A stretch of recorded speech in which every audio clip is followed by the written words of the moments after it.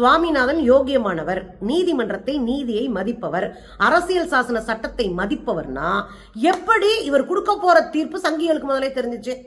சங்கிகள் அங்க வந்து உட்கார்ந்துருக்காரு. நயினார் நாகேந்திரன், எச்ச ராஜா, ராம சீனிவாசன், 50 பேர் வந்து உட்கார்ந்துருக்கு. இது எப்படிங்க? நீதிமன்றம் இந்த ஃபோர்ஸ் அனுப்புறதுக்கு முன்னாடியே அந்த ஃபோர்ஸ் எல்லாம் வந்து நிக்குது.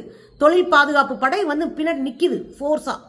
அப்ப அறிவிக்கிறதுக்கு முன்னாடியே போன் வழியா எல்லாத்தையும் பேசி மொத்தமா அந்த படையை திரட்டி உட்கார வச்சிருக்காப்ல. என்ன கூத்து நடக்குதுங்க?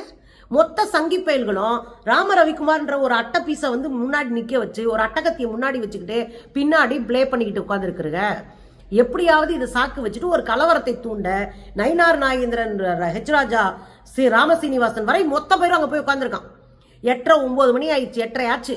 8:30 வரைக்கும் வந்து ஏமாத்திட்டாங்களாம். அவங்க கதறதுல முக்கியமான கதறல் என்னன்னா, எங்களை நம்ப வச்சு ஏமாத்திட்டாங்க.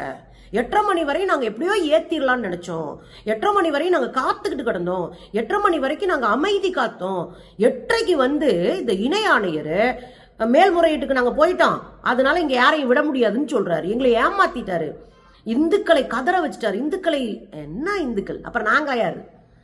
கலவரத்தை பண்ணிட்டு ஊர் பொழப்ப கெடுத்துக்கிட்டு ஊர் தாலி அறுத்துட்டு இருக்கிற நீ இந்துன்னா, அடுத்தவனை நேசிக்கிற, மக்களை நேசிக்கிற, சாமி ஒண்ணு எல்லாருக்கும் துணை நிக்கணும்னு நினைக்கிற ஒரு சாமானிய உழைக்கிற மகன் யாரு?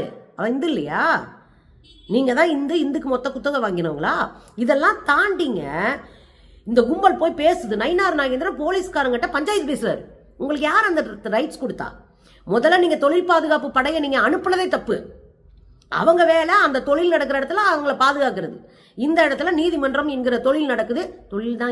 தொழில் நடக்குது, அதை பாதுகாக்க போய் உட்கார்ந்துருக்காங்க. அங்க இருக்கிற படையை அனுப்புனதுக்கான காரணம் என்னன்னா, இன்னைக்கு வரையும் ஒருத்தனும் வாய் திறக்கல. வாய் திறக்காம மட்டும் இல்ல, போய் உட்காந்து பஞ்சாயத்து பண்றான். யாருக்கிட்ட? இணை ஆணையர்கிட்ட. இன்னைக்கும் நீங்க எங்களை விட்டுத்தான் ஆகணும், என்ன நினைச்சுக்கிட்டு இருக்கீங்க ஊன்னு அங்க போய் பஞ்சாயத்து கட்டுறான். நீ யாரு பஞ்சாயத்து பண்ண?